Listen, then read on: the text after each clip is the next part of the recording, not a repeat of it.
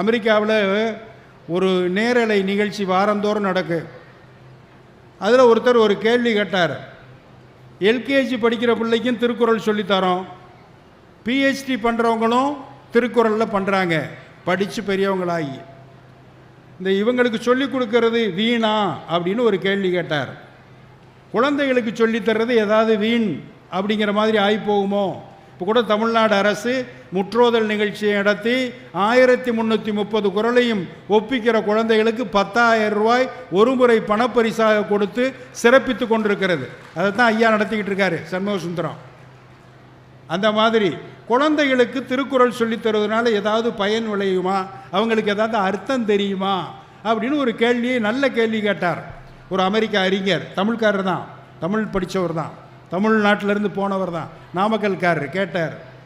அப்போ நான் சொன்னேன், பெரிய ஞானிகளாகி இமயமலையில் உட்காந்து தவம் இயற்றி தத்துவங்கள் சொல்லுகிறவர்களுக்கு ஆன்மீகம் என்பது பெரிய விஷயம். ஒன்றுமே இல்லாமல் கைப்பிள்ளையை தூக்கி இப்படி இடுப்பில் வச்சுக்கிட்டு தோளில் வச்சுக்கிட்டு மீனாட்சி ஆத்தாவை பாரு, மதுரைக்குள்ளே போனோன்னே மீனாட்சி அம்மா பாரு, மீனாட்சி ஆத்தாவை கும்பிடு போட்டுக்கன்னா அது கும்பிடு போடுது, குங்குமம் இட்டுக்கன்னா இட்டுக்கிறது. அதுக்கு என்ன தெரியும்? மீனாட்சியை பார்த்துருக்குமா? குங்குமம்னா என்னன்னு தெரியுமா? அது கும்பிடுதில்லை. ஒரு பழக்கத்தை உண்டாக்குகிறோம். அது பருவத்திற்கு வரும்போது அந்த பழக்கம் திருக்குறள் என்றால் என்ன, திருவள்ளுவர் என்றால் யார் என்பதை புரிந்து கொண்டு உலகமெங்கும் எடுத்து செல்லக்கூடிய ஒரு பற்றுறுதியை அந்த குழந்தை பருவத்தில் நம்ம இதுக்கு ஊட்டி விட்டுறோம். அதை செஞ்சு ஆகணும். அதனால் குழந்தைய திருக்குறள் படிக்க வேணும்னா சொல்லாதீங்க. நாளாக ஆக நம்மளே குழந்தையாகிடுவோம். நேற்று நாம் குழந்தையாகத்தான் இருந்தோம், இன்றைக்கு பார்க்கும்போது, நாளைக்கு பார்க்கும்போது இன்றைக்கி நம்ம குழந்தையா இப்போ எங்கேயாவது மேடையில் பதட்டி இருப்போம், அப்படி இருக்கும். அப்படி நிலைமைகளில் திருவள்ளுவர் நம்மை படி உயர்த்தி கொண்டே செல்கிறார்.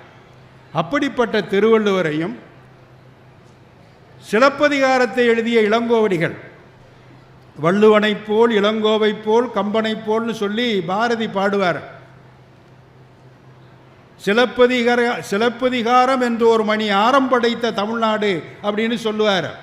சிலப்பதிகாரம்னா தமிழின் உயர்ந்த ஆகச்சிறந்த ஒரிஜினல் காப்பியம். மற்ற காப்பியம்லாம் இருக்கு, உலகமெங்கும் காப்பியங்கள் இருக்கின்றன, காவியங்கள் இருக்கின்றன, தமிழிலும் காப்பியங்கள் இருக்கின்றன. மூலமாக எந்த இப்போ மகாபாரதத்தையும் ராமாயணத்தையும் பின்பற்றி தான் நமக்கு பாரதமும் கம்பராமாயணம்லாம் வந்துச்சு. கதை எங்கோ நிகழ்ந்தது. ஆனால் இளங்கோவடிகள் எழுதிய சிலப்பதிகாரம் இங்கு நிகழ்ந்தது. எல்லா காப்பியங்களிலும் ராஜாக்கள் தான் கதாநாயகர்களாக இருப்பாங்க, ராணிகள் தான் கதாநாயகிகளாக இருப்பாங்க, வில்லன்கள்லாம் பெரிய பெரிய ஆளுகளாக இருப்பாங்க, புராண இதிகாச பெரும் பெரும் பிரம்மாண்ட பாத்திரங்களாக இருப்பாங்க. இங்கே நம்ம சிலப்பதிகாரத்தில் பார்த்தீங்கன்னா எழுதினவன் ராஜா, ஆனால் கேரக்டர் பூரா சாதாரண ஆட்கள். அங்கே இருக்க பாத்திரங்கள் ஒரு நடுத்தர வர்க்கத்தை சார்ந்த சாதாரண குடிமகன். இதனால தான் பேரறிஞர் தேப்போ மீனாட்சி சுந்தரனார் இளங்கோவடிகளுடைய சிலப்பதிகாரத்தை சொல்லும்போது அது காப்பியம், குடிமக்கள் காப்பியம்னு சொன்னார். குடிமக்கள் காப்பியம், மக்களை பற்றி, மக்கள் வாழ்க்கையிலே அன்றாடம் நடக்கக்கூடிய விஷயங்களை சொல்லக்கூடிய ஒரு காப்பியமாக திகழ்வது சிலப்பதிகாரம். அது இளங்கோவடிகள். இதில் இந்த ரெண்டுலையும் ஒப்பிட்டு பார்க்கக்கூடிய அளவுக்கு நிறைய இருக்க விஷயங்கள். சிலப்பதிகார கதை உங்களுக்கு தெரியும். இளங்கோவடிகள் எழுதிய சிலப்பதிகாரம், இளங்கோவடிகள் நம்ம சேர நாட்டு மன்னர், சேரன் செங்குட்டுவனுடைய அண்ணன். அவர் எழுதினது குடிமக்கள் காப்பியம். இது ஒரு சாதாரண குடியிலே புகாரிலே பிறந்து மதுரையிலே தன்னுடைய கணவனை இழந்து பிறகு கேரளத்திலே பாண்டிய நாட்டிலிருந்து தாண்டி சேர நாட்டில் போய் தெய்வமான வரலாறு தான் கண்ணகியினுடைய வரலாறு. பிறந்தது சோழ நாடு, அங்கே ஒரு முக்கியமான விஷயம் நடந்தது மதுரை பாண்டிய நாடு. சேர நாட்டில் போய் அவர் கல்லானார், தெய்வமானார். இந்த மூன்று காண்டங்கள், முப்பெரும் அரசுகளில் நிகழ்ந்த நிகழ்வுகள், இதை வைத்து கொண்டு இளங்கோவடிகள் அற்புதமான ஒரு படைப்பை, காப்பிய படைப்பை நமக்கு தருகிறார். இதில் எதை எடுத்து எதை பொருத்தி திருவள்ளுவரோடு பொருத்தி பார்ப்பதுன்னு யோசித்து பார்த்தோம்னா வேறு ஒன்றுமே தேவையில்லை. 3 நோக்கம், சிலப்பதிகாரத்தின் 3 முக்கிய நோக்கம், 3 முக்கிய கோட்பாடு, கருதுகோள், எதை அடிப்படையாக வைத்து இந்த நூல் இயற்றப்பட்டது அப்படின்னு ஹைப்போதீசிஸ். இது என்ன சொல்லுகிறார் இளங்கோவடிகள்னா, பதியத்திலே சொல்லிடுறாரு, அரசியல் பிழைத்தோர்க்கு அறம் கூற்று ஆகும். இது ஒன்று. எவன் அரசு முறையிலிருந்து பிறழ்ந்து போகிறானோ அவன் செத்து போவான். அவனை வேற யாரும் கொல்ல தேவையில்லை.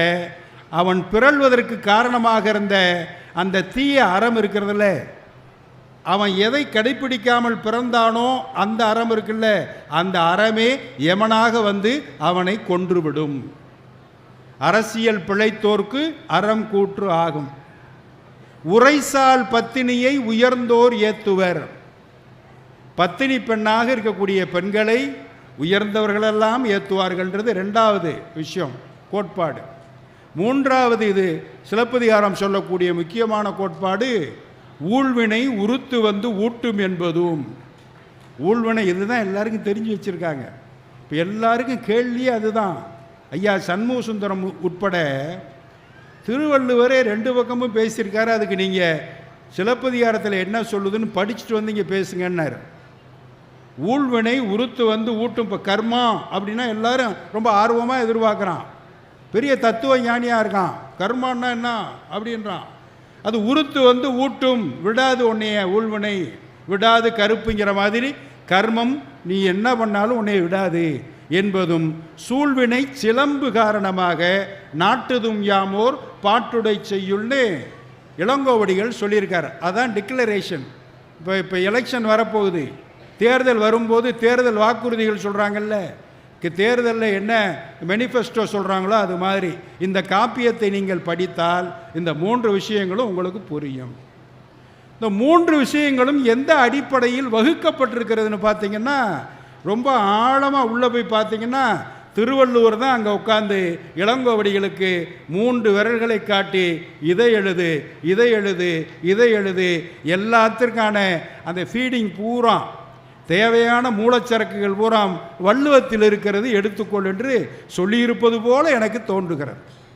அப்போ வள்ளுவர் சொன்ன கருத்துக்களை அடியொற்றி உரைசால் பத்தினியை உயர்ந்தோர் ஏத்தல், ஊழ்வினை உறுத்து வந்து ஊட்டும் என்பது 1வது அரசியல் பிழைத்தோர்க்கு அறம் கூற்று ஆகும். அரசியல் அப்படிங்கிறவங்களுக்கு மட்டும் என்ன சிறப்பு? நான் தர்மத்திலிருந்து விலகினேன்னா நானும் கொல்லப்பட வேண்டியவன்.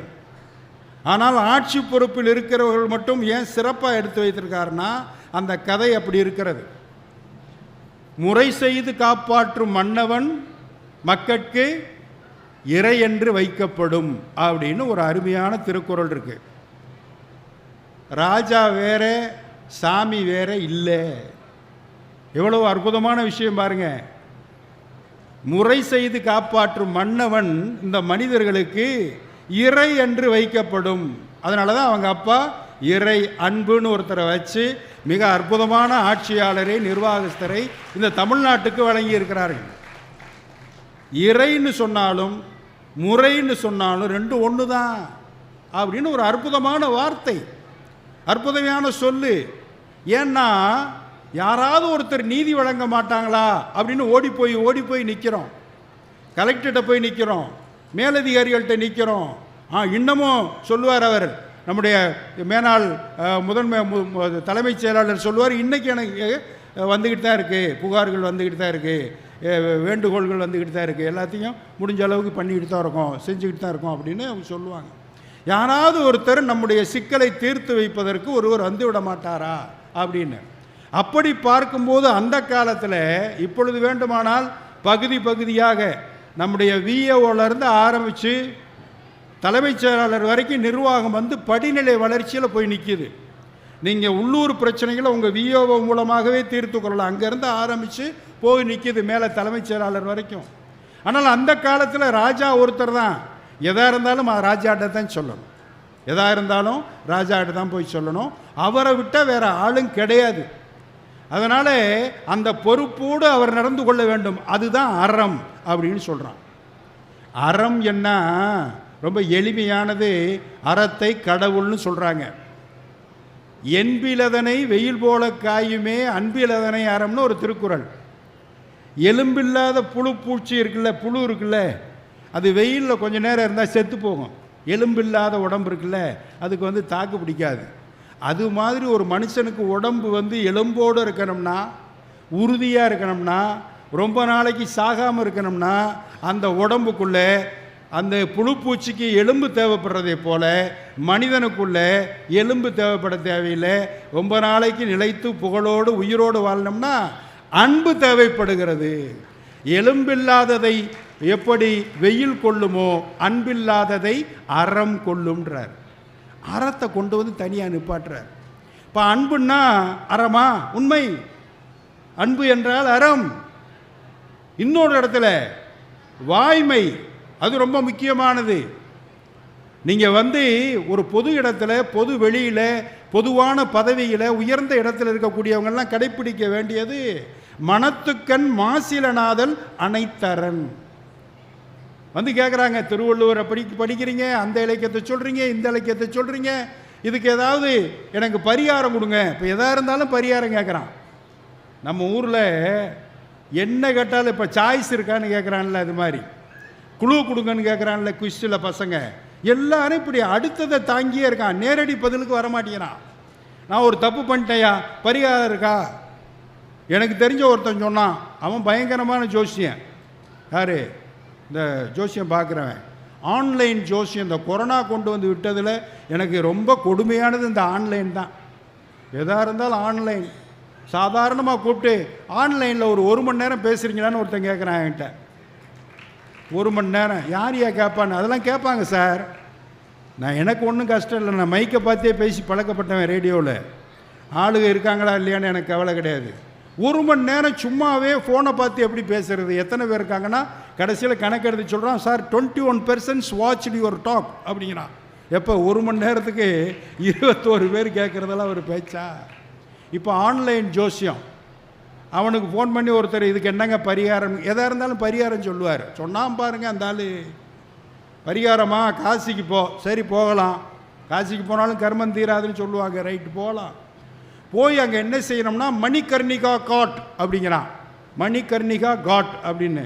என்னடா இது புதுசாக இருக்குது, இது என்ன, இது பலகாரமா, அங்கே விற்கிற பலகாரமான்னா அந்த இடத்துக்கு பேர். சரி போவோம். அங்கே என்ன சாமி இருக்குன்னு ஒரு சாமியும் கிடையாது. புணங்கள்லாம் எரிஞ்சிக்கிட்டு இருக்கும். பக்கத்தில் நின்று ஒரு அரை மணி நேரம் நல்லா கண்ணை விரித்து வச்சு எரியிற பணத்தெல்லாம் பார்த்துட்டு வா, உன் பாவம்லாம் தீர்ந்துரும்னு சொன்னாங்க. யார்? ஆன்லைன் ஜோசியன். நான் கேட்டேன், இதை ஏன் நேராக போகணும்? அவனை மாதிரியே நீ ஆன்லைன்லேயே அங்கே ஏதாவது எரிய விட்டு பார்க்கலாம்ல நீயே அப்படின்னு நான் சொன்னேன். எப்படியெல்லாம் பரிகாரங்கள் வந்துக்கிட்டு இருக்கு பாருங்க. இப்போ நீங்கள் இவ்வளவுலாம் இலக்கியம் படிச்சிருக்கீங்க, இவ்வளவு தத்துவங்கள் சொல்கிறீங்களே, இந்த அறம் செய்யலாமா, அந்த அறம் செய்யலாமா, அந்த தர்மம் செய்யலாமா, இந்த தர்மம் செய்யலாமா, என் மனசு நல்ல நிம்மதியாக இருக்கிறதுக்கு, எனக்கு நல்ல தர்ம பலன்கள் கிடைப்பதற்கு என்ன செய்யலாம்னு கேட்டால் திருவள்ளுவர் சொல்லுகிற அறம், தர்மம், கோட்பாடு இத்தனை லட்சத்தை கொண்டு போய் அதில் போடு, அன்னதானம் பண்ணு, கோயில் கட்டு, கும்பாபிஷேகம், ஒன்றுமே இல்லைப்பா. மனத்துக்கண் மாசு இளன் ஆதல் அனைத்தரன். உன் மனசார நீ சுத்தமாக இருந்தீங்கன்னா உலகத்திலே மிகச்சிறந்த தர்மம், மிகச்சிறந்த அறம், அதை தவிர வேறு எதுவுமே கிடையாது. மனத்துக்கண் மாசில நாதல் அனைத்தரன்னா அது எப்படி? மனத்துக்கு மாசு இல்லாமல் உடம்பை சோப்பு போட்டு குளிக்கலாம், விதவிதமாக ஷாம்பு போட்டு குளிக்கலாம், டெய்லி விதவிதமாக வாசனாதி தைலியங்கள்லாம் போட்டு நம்ம வச்சுக்கலாம். உடம்பை சுத்தம் பண்ணுறதுக்கு நிறைய வழிமுறை இருக்குது. மனசை மனத்துக்கண் மாசிலனாதலுக்கு ஏதாவது வழி இருக்கான்னா இருக்கு. திருவள்ளுவர் அதுக்கும் வழி சொல்கிறாரு. புறந்தூய்மை நீரானமையும். தண்ணி எடுத்து குளிச்சினாவே உடம்பு முழுசாக புற உடம்பு உனக்கு தூய்மையாக மாறி போகும், சுத்தமாயிரும். அகந்தூய்மை, அதை தான் மனத்துக்கண் மாசிலனாதல். அகந்தூய்மை, உன்னுடைய அகம் உள்ள இருக்கிற உள்ளம் தூய்மையாவதற்கு என்ன செய்யணும்னா வாய்மையால் காணப்படும். உண்மை பேசினேன்னா நீ சுத்தமாயிரும் மனசு. எவ்வளோ அருமையான வாசகம். ஒருத்தன் கேட்டான், மாதத்துக்கு ஒரு நாள் உண்மை சொன்னால் போதுமா? சில பேர் கேட்பான், 6 மாதத்துக்கு ஒரு தடவை குளிச்சா போதுமான்வான். சில பேர் குளிக்கிறதுனா தலைக்கெல்லாம் குளிக்கணுமான்னு கேட்குறான். குளிக்கிறதுனா தலைக்கு தான் குளிக்கணும். பொதுவாகவே தலைக்கு குளிக்கிறது தனி விஷயம் நினச்சிக்கிட்டு இருக்கான். அகந்தூய்மை வாய்மை, அதாவது என்னைக்கு டெய்லி எந்திரிச்சு குளிக்கணும் புற உடம்பை தூய்மையாக்குவதற்கு. அதை போல வாய்ப்பு கிடைக்கும் போதெல்லாம் உண்மையே பேசி கொண்டிருந்தால்தான் உங்கள் மனம் தொடர்ந்து தூய்மையை கொண்டே இருக்கும். இல்லை என்றால் மாசு சேர்ந்து விடும். அப்போ இந்த அறம்ங்கிறதுக்கு அன்பு காரணமாக இருக்கிறது, அப்புறம் அறம் காரணமாக இருக்கிறது. அதனால் இந்த அறம்ங்கிறது ரொம்ப முக்கியமானது. அன்பு சார்பாக இருக்கிறது, வாய்மை காரணமாக இருக்கிறது, உண்மை காரணமாக இருக்கிறது. இது அடிப்படையில் இருப்பதனால இந்த அறம் என்பது ரொம்பவும் முக்கியமானது. ஒரு பொது வெளியிலே, ஒரு பொது இடத்திலே உயர்ந்த பதவியில் இருக்கக்கூடியவர்கள் தங்களையும் மீறி, எனக்கு வேண்டியவர் வந்துட்டார் ஐயா, எனக்கு வேண்டிய நண்பர் வந்துட்டார், அவருக்காக ஏதாவது ஒரு தீர்ப்பு செய்யலாமே அப்படின்னு செய்யக்கூடாதுங்கிறார் திருவள்ளுவர். ஓர்ந்து கண்ணோடாது, எனக்கு வேண்டியவன் வேண்டாதவன் அப்படின்னு இல்லாமல் ஓர்ந்து கண்ணோடாது இறை யார் மாட்டும் தேர்ந்து செய்வ அகுதே முறை அப்படிங்கிறாரு. இந்த நுட்பத்தை பார்த்தீங்கன்னா இறையையும் முறையையும் மாற்றி போட்டிருக்காரு இந்த திருக்குறளில். வேண்டியவன் வேண்டாதவன் பார்த்து கண்ணோட்டம், பாவம் ஏழையாக இருக்கான், அவனை கொஞ்சம் பரிதாபப்பட்டு விட்டுருவோமே நினைக்கக்கூடாதான். ஆட்சி கட்டிலில் இருக்கக்கூடியவர்கள் நியாயமானாக இருக்கும்போது வேண்டியவன் வேண்டாதவன் பார்க்கக்கூடாது. ஒரு திருக்குறளுக்கு விளக்கம் கேட்கும்போது நான் சொன்னேன், வேண்டுதல் வேண்டாமை இலானடி சேர்ந்தார்க்கு யாண்டும் இடும்பை இல. கடவுள் வேண்டுதல் வேண்டாமை இல்லாதவன், அவனுடைய திருவடிகளை சரணடைந்து விட்டால் நமக்கு துன்பம் என்பது இல்லை. இதுதான் திருக்குறள், கடவுள் வாழ்த்தில் வரக்கூடியது. ஒருத்தர் எனக்கு கேட்குறார் தொலைபேசி வழியா, என்னுடைய கோடை பண்பலையில் நான் நடத்துகிற நேரலை நிகழ்ச்சியில், அப்படின்னா சாமி இல்லைன்னு சொல்கிறவங்க யாரு காலை பிடிக்கிறதுன்னு கேட்டான். வேண்டுதல் வேண்டாமை இலானடி சேர்ந்தாருக்கு யாண்டும் இடும்பை இல்லைன்னா அவன் துன்பத்தை தொலைக்கிறதுக்கு யாரு காலையாக பிடிக்கலாம்? பாரு, அதை விட்டுரு, கடவுள் வாழ்த்தை விட்டுரு. நீ ஒரு தொண்டனாக இருந்தீங்கன்னா உன் தலைவன் எடுத்துக்க, நீ ஒரு மாணவனாக இருந்தால் உன் வாத்தியார் எடுத்துக்க, நீ குடும்பத்தில் ஒரு உறுப்பினராக இருந்தால் உன் குடும்பத்தில் இருக்க தாத்தாவை பாட்டியை எடுத்துக்க. மேலே இருக்கக்கூடியவங்க எப்படி இருக்கணுன்றதை சொல்கிறார். உயர்ந்த இடத்துல தலைவனாக இருக்கக்கூடியவன் அரசியல் கட்சிக்கோ பொதுவான வேலைக்கோ தலைவனாக இருக்கக்கூடிய எப்படி இருக்கணும்? வேண்டுதல் வேண்டாமை இல்லாதவனாக இருக்க வேண்டும். எல்லாருமே நிர்வாகத்தில் எல்லாமே அதை நீங்கள் பின்பற்றினீங்கன்னா உங்களுக்கும் துன்பம் இல்லை. இதில் அடிப்படையில் என்ன விஷயம்னா, வேண்டுதல் வேண்டாமை இல்லாதவனாக கடவுள் இருப்பதனால தான் அவன் கடவுளாக இருக்கிறான். அதனால தான் எல்லாரும் கும்பிட்றோம், அவனுக்கு பயப்படுறோம். அதே மாதிரி நீ இருந்தீன்னா உனக்கு துன்பம் வராது. நீ என்ன செய்யணும்? உனக்கு துன்பம் வராமல் இருக்க வேண்டும் என்றால் நீ வேண்டியவன் வேண்டாதவன் பார்க்காத. எவ்வளோ அற்புதமான விஷயம் பாருங்க. ஓர்ந்து கண்ணோடாது இறை புரிந்து யார் மாட்டும் தேர்ந்து செய்வ அகுதே முறை. இறையையும் முறையையும் மாற்றி போட்டு பாருங்க இந்த திருக்குறளில், அந்த அர்த்தம் மாறாது. கடவுளுக்கு இணையாக இருக்கணும்னா அப்படி இருக்கணும். அதை செய்ய தவறிவிட்டான் பாண்டியன் நெடுஞ்செழியன். எங்க சிலப்பதிகாரத்தில் அவன் என்ன பண்ணிட்டான்? அவனுக்கு கன்றிய கல்வன் கொன்று அச்சிலம்பு கொணர்க அப்படின்னு அவன் சொல்கிறான். ஐயா, நம்ம அரசியோட கார்ச்சிலம்பு ஒன்று காணாமல் போச்சுல, ஒருத்தன் கையில் வச்சுருந்தான், பிடிச்சிட்டு வந்துட்டேன்னு சொல்கிறான். யாரை பிடிச்ச, எப்படி இருந்தான், எந்த நாட்டுக்காரன், விசா வச்சுருக்கானா, பாஸ்போர்ட் வச்சுருக்கானா, எந்த நாட்டுக்காரன், ஆள் எப்படி இருக்கான், ஏழையா வசதியானவனா, இதெல்லாம் விட்டுட்டான் நம்ம ஆள் பாண்டியன் நெடுஞ்செழியன். எல்லாத்தையும் விட்டுவிட்டு, யாரா காப்பாளர்கள் வாங்க, அந்த கன்றிய கல்வன் இருக்கான்ல, அந்த திருடனவன் சொன்னீங்கல்ல, அவனை கொன்று அச்சிலம்பு கொணர்க. இவன் கண்ணுக்கு முக்கியமாக தெரிகிறது சிலம்பு மட்டும்தான். வேண்டியவன் வேண்டாதவன் பார்த்துட்டான். தன்னுடைய மனைவியினுடைய கார்ச்சிலம்புன்னு சொல்லும்போது இவன் பெர்சனலாக மாறி போயிட்டான், ஒரு ராஜா என்பதை சொல்லவில்லை. அதனால தான் யானோ அரசன் யானே கல்வன் அப்படின்னு சொல்லிட்டு உயிர் விடுகிறான். அப்படி வருந்தி உயிர் விடுவதற்கு அறம் அவனை அப்படி ஆக்கி அவனை மரணமடைய செய்தது. அரசியல் பிழைத்தோருக்கு அறம் கூற்று ஆகும். அதில் அந்த சொற்கள்லாம் போட்டு நல்லா அழகாக சொல்கிறாரு. அல்லவை செய்தார்க்கு அறம் கூற்று ஆம் என்னும் பல்லவையோர் சொல் பழுதன்றேன்னு இளங்கோவடிகளை எழுதுகிறார். அதனால் அரசு பொறுப்பில் இருக்கக்கூடியவர்கள் நீதி வழங்கும் போது வேண்டியவர் வேண்டாதவர் பார்த்து நீதி வழங்காமல் கண்ணை மூடிக்கொள்வதற்காகத்தான் நீதி தேவனுடைய கண்கள் கட்டப்பட்டு இருக்கின்றன. எந்த பக்கமும் பார்க்கக்கூடாது. அப்படித்தான் முறை செய்ய வேண்டும். அப்படி தான் நியாயம்.